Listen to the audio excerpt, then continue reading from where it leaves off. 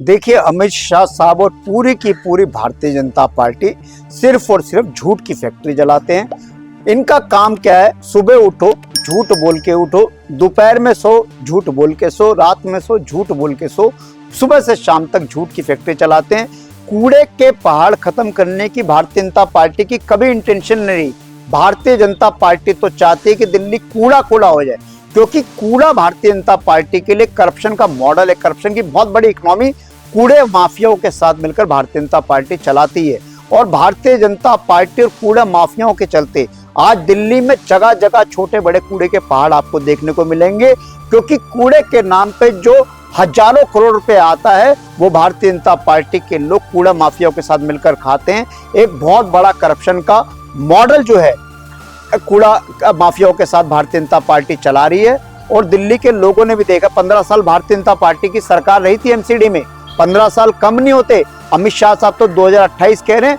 15 साल में दिल्ली में कूड़े के पहाड़ बने कैसे? पहले अमित शाह साहब इस बात का जवाब दे। 15 साल आपकी सरकार रही, 15 साल में तो आपने कूड़े के पहाड़ खत्म नहीं करे। अब आप कह रहे हो कि 28 में खत्म कर देंगे। ये सिर्फ और सिर्फ दिल्ली के लोगों को बरगलाने का अमित शाह साहब का बयान है। भारतीय जनता पार्टी की मंशा नहीं रही। भारतीय जनता पार्टी चाहती है कि दिल्ली कूड़ा कूड़ा हो जाए, क्योंकि हर कूड़े के ढेर पे भारतीय जनता पार्टी को पैसे मिलते हैं। हजारों करोड़ रुपए का करप्शन का मॉडल एमसीडी में कूड़ा माफिया चला रहे हैं बीजेपी के नेताओं के साथ मिलकर।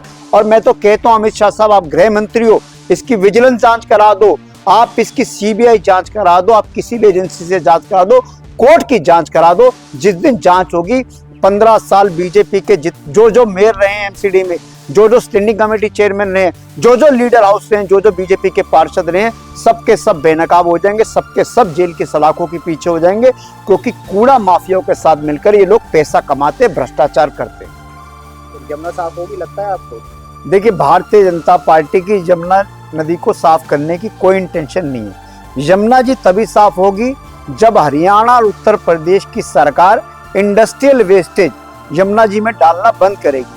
पहले रेखा गुप्ता जी को, सैनी साहब को बोलना पड़ेगा, योगी जी को बोलना पड़ेगा कि जो इंडस्ट्रियल वेस्ट यमुना जी में आ रहा है, जो टॉक्सिक वाटर यमुना जी में आ रहा है, उसको रोके।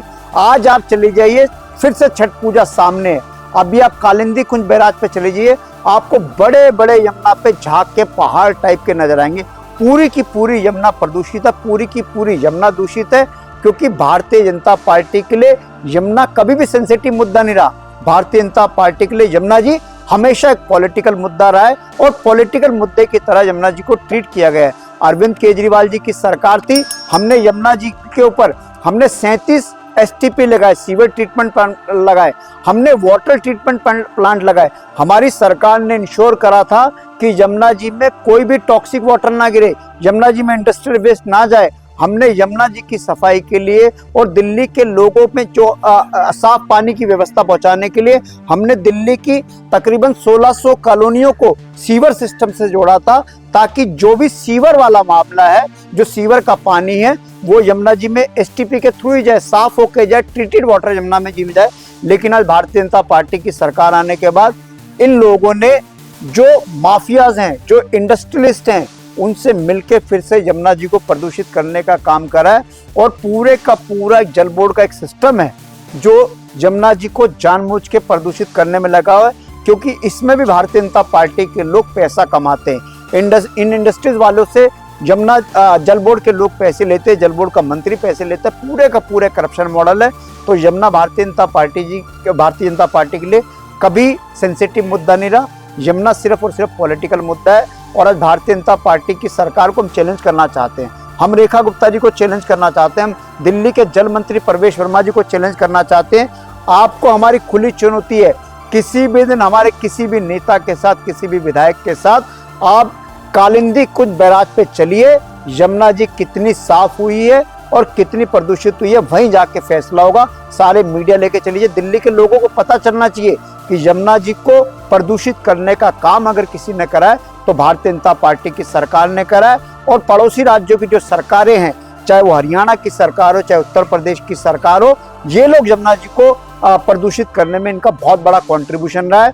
यमुना जी पे पूरे का पूरा एक प्लान बनना चाहिए, और उस प्लान की मॉनिटरिंग जो है खुद पीएमओ को करना चाहिए, कोर्ट मॉनिटरिंग हो, ताकि यमुना जी में कौन सा पानी छोड़ा जा रहा है उस पर पूरे का पूरा एक चेक बैलेंस हो। वहाँ पे सीसीटीवी कैमरे लगाए जाए हर पॉइंट पे, हर बैराज पे, ताकि यमुना जी को प्रदूषित होने से बचाया जाए।